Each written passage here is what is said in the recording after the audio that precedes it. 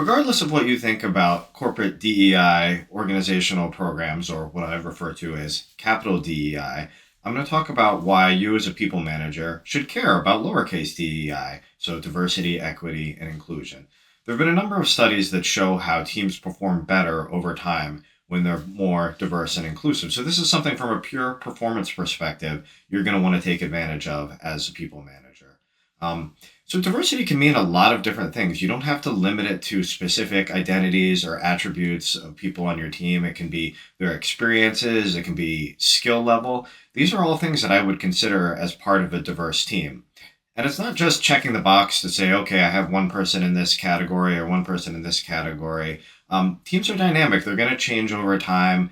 It's not about having the right checkbox mix of things. You're going to have a variety of different attributes. You're likely never going to have every possible combination of experiences and identities on your team, but you're going to have some, and you may have more of one group or another at a given time.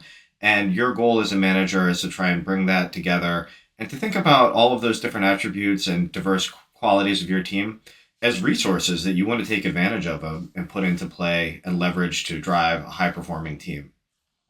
Now, in order to do that, you're going to need to have an inclusive workspace. These resources are useless if they can't be brought to bear. So the concept of psychological safety, which sometimes people shy away from because of the word from safe, but think about it not in that it's the conversations are safe. In fact, they may be hard conversations to have when people are sharing their diverse perspectives, and not everybody necessarily has the same experience or perspective. But being a psychologically safe team means that people are willing to have those conversations and willing to give feedback when it may be critical or it may be different opinions from somebody else, but in a way that's respectful and supportive.